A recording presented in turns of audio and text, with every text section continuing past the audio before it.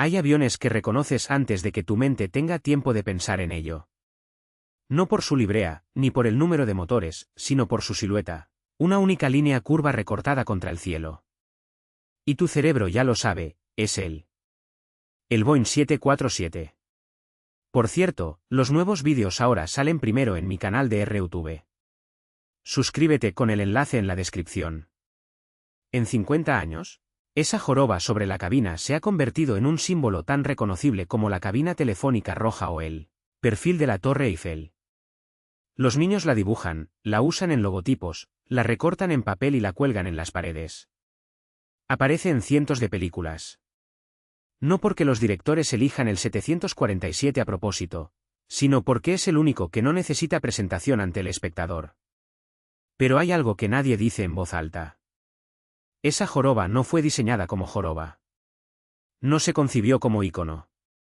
No fue el resultado del trabajo de diseñadores que querían crear un avión bonito. Surgió de una cadena de casualidades, contratos militares, licitaciones perdidas y un compromiso de ingeniería que había que resolver rápido.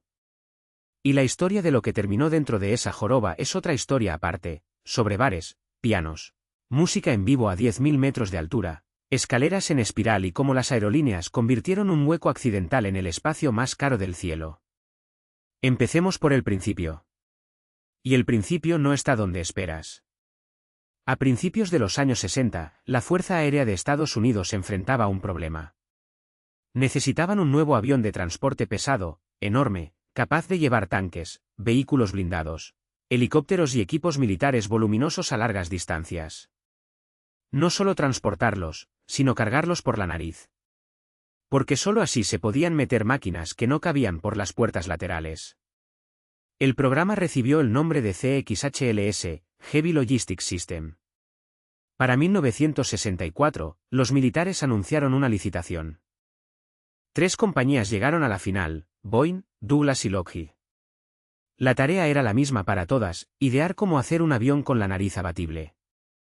Si la nariz se abre hacia adelante o hacia arriba, la tripulación ya no puede estar en su lugar habitual. La cabina había que moverla, elevarla, sacarla fuera de la zona que se abriría. Las 3 compañías llegaron a la misma solución, la cabina de la tripulación iría arriba, sobre la cubierta de carga, delante de la nariz, libre. Abre, carga el tanque, cierra, vuela. Boeing desarrolló una configuración en la que la cabina se alojaba en un carenado alargado, desde la nariz hasta la zona tras las alas. Lockheed propuso una idea similar, pero implementada de otra manera. En 1965, el contrato militar lo ganó Lockheed. Su avión se convirtió en el C-5 Galaxy y aún hoy sigue siendo uno de los aviones de transporte militar más grandes del mundo. Boeing perdió, pero no tiró la idea. Ese mismo año, Joe Sutter, ingeniero que luego sería llamado el padre del 747, lideró un nuevo programa.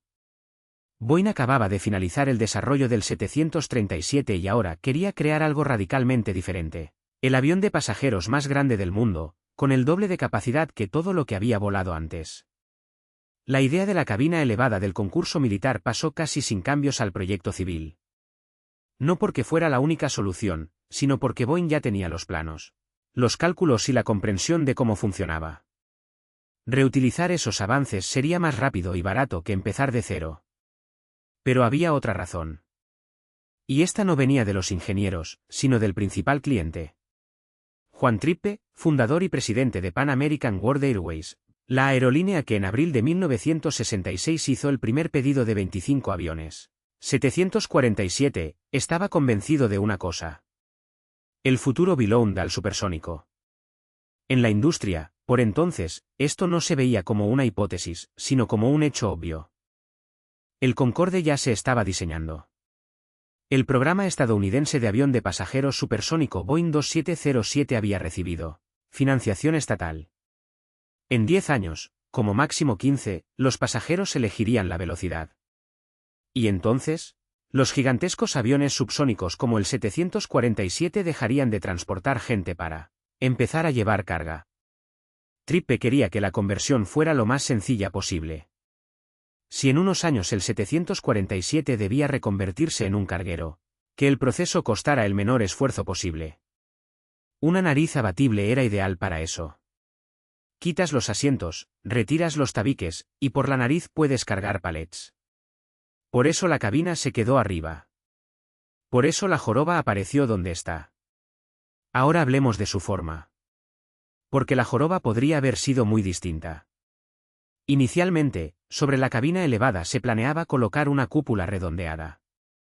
Simplemente cubrir el compartimento de la tripulación con un casquete aerodinámico. Pero el exceso de resistencia frontal en velocidad de crucero provocaba un sobreconsumo de combustible, reducción de autonomía y dolores de cabeza para las aerolíneas. La solución fue simple: en vez de terminar la cúpula de golpe, la alargaron hacia atrás, suavizando la transición hacia el fuselaje principal. El resultado fue una forma de gota, ancha por delante y que se estrecha gradualmente hacia la cola. La resistencia bajó a niveles aceptables y esa gota se convirtió en la joroba. No nació para crear una silueta icónica, sino para reducir la resistencia aerodinámica en unos pocos porcentajes. Pero dentro de ese carenado se formó un espacio hueco, el área tras la cabina de la tripulación, entre la pared frontal y el inicio del estrechamiento. Estrecho, incómodo, con 3 pequeños ventanas. Aquí está la traducción al español del texto proporcionado. ¿La derrota? No abajo, en la bodega, sino arriba, sobre la multitud. La escalera de caracol no descendía, sino que subía. En lugar de un bar en el sótano, había un bar sobre las nubes. Convenció a Boeing de convertir la cubierta superior en un espacio completo para pasajeros de primera clase. Las aerolíneas adoptaron esta idea con un entusiasmo increíble. Lo que ocurría en las cubiertas superiores de los 747 en la primera mitad de los años 70 hoy parece casi increíble. Pan American instaló una barra circular con sillas giratorias. Los auxiliares de vuelo servían bebidas y aperitivos premium. Los pasajeros subían por la escalera de caracol y se encontraban en un espacio físicamente separado del salón principal. Más silencioso, acogedor, con una sensación de exclusividad. American Airlines fue aún más allá. En la cubierta superior de sus 747 colocaron un bar y un piano, con un músico en vivo. Los pasajeros bebían cócteles y escuchaban música en vivo a 10.000 metros sobre el Atlántico.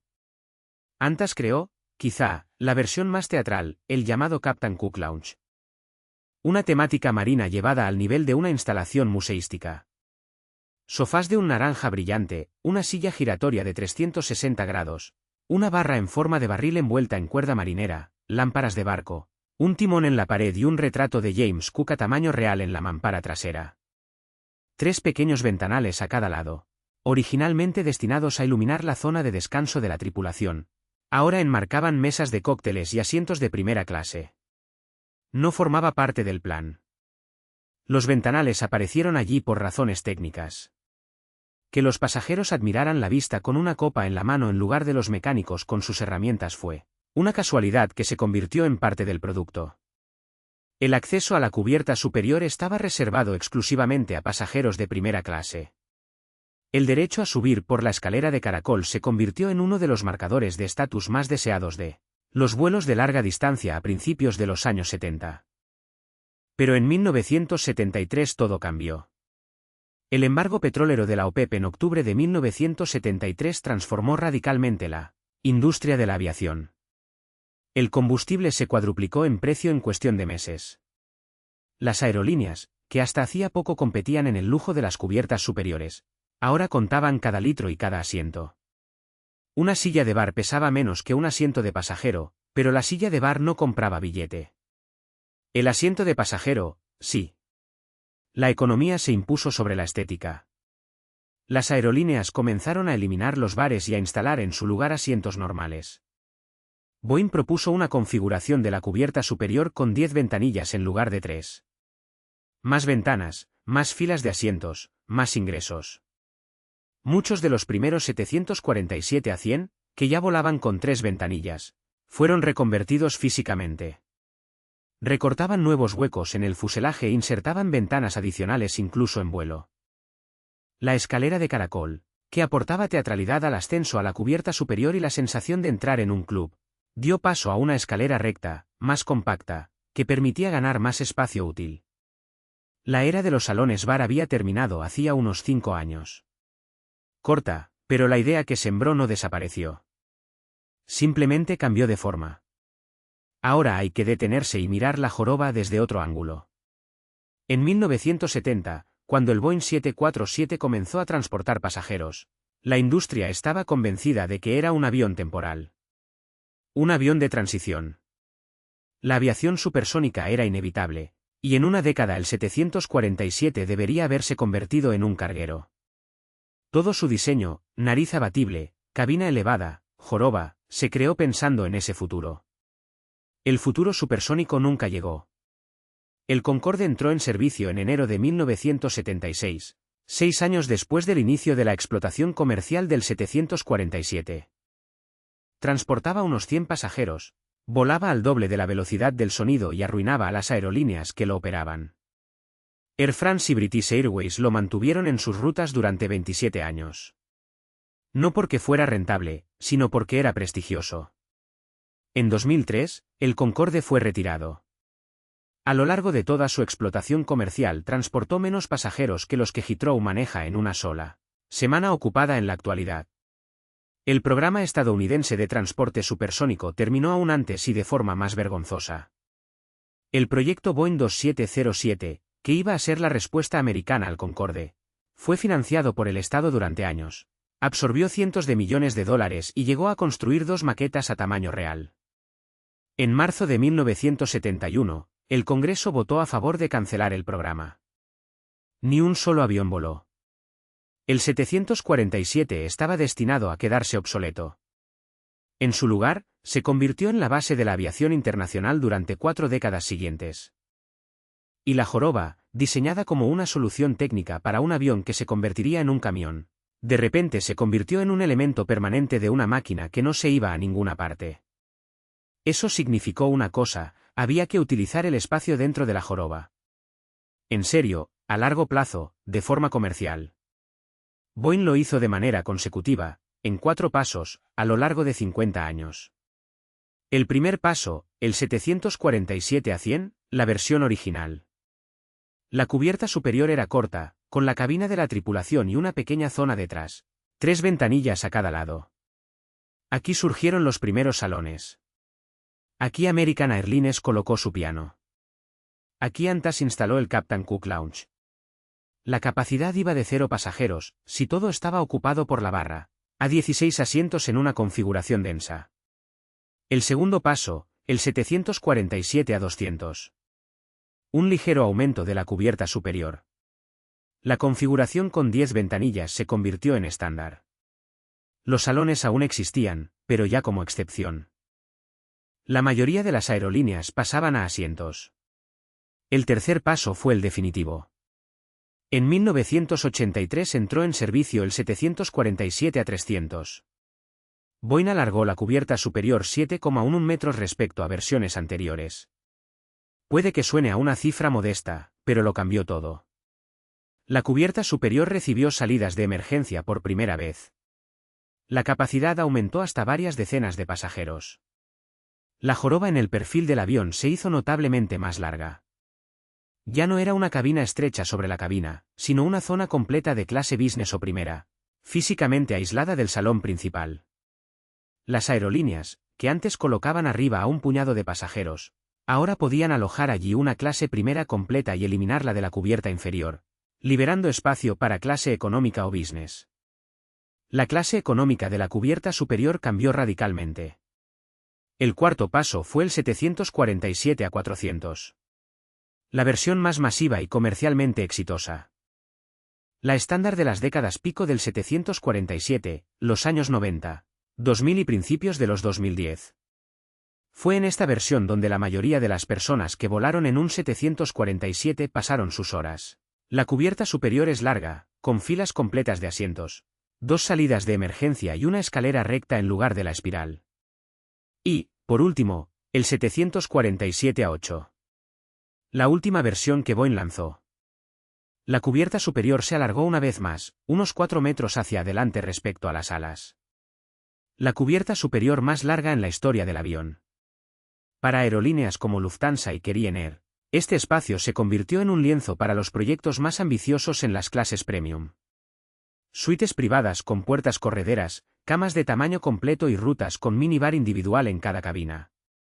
La joroba, que comenzó como una solución aerodinámica para un concepto de carga militar, en 5 décadas y 4 modificaciones se transformó en el metro cuadrado más valioso de la aviación comercial. Pero hay un detalle que cambia toda la historia. Casi nunca se habla de él. La mayoría de los 747 de pasajeros nunca usaron la nariz abatible. Técnica y físicamente estaba previsto, pero en la práctica nunca se aplicó para lo que fue diseñado. Porque el supersónico no llegó. El 747 no se convirtió en un camión de carga. No necesitó la nariz abatible. Todo el diseño de la joroba, la cabina elevada, la tripulación desplazada, el hueco sobre la cabina principal, estaba justificado por una necesidad que nunca se materializó. La joroba apareció porque la nariz debía abrirse. Al final, la nariz no se abrió. Pero la joroba se quedó. Y resultó ser lo mejor que podía pasarle a este avión. Porque la joroba le dio al 747 algo que ningún otro avión comercial en la historia tiene: un perfil. No solo una forma reconocible, sino una silueta imposible de confundir con cualquier otra. Con 3 kilómetros de distancia no distinguirías un tubo con alas de otro avión. Al 747 sí lo distinguirías. 53 años en operación comercial. Más de 1.500 aviones construidos. Rutas en todos los continentes. La era de la aviación masiva internacional, que fue posible en parte porque el 747 transportaba tantos pasajeros por vuelo que el precio del billete, por fin, se volvió accesible para la clase media. No solo para viajeros de negocios o turistas adinerados.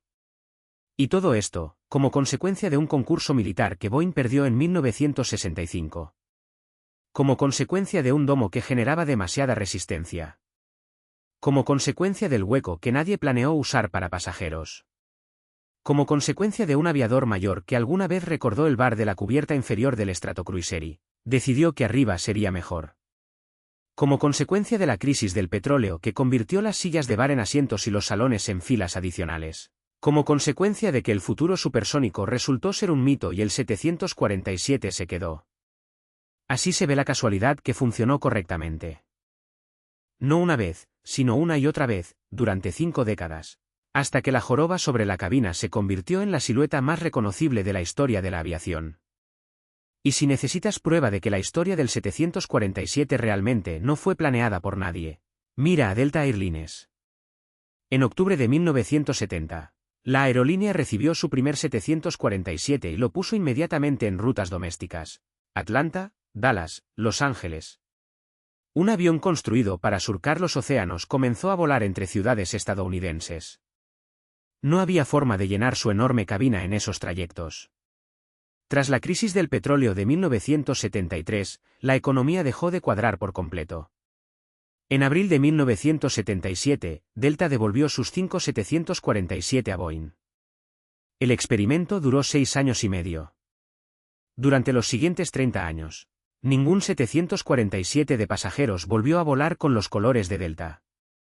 El regreso no ocurrió por una decisión estratégica.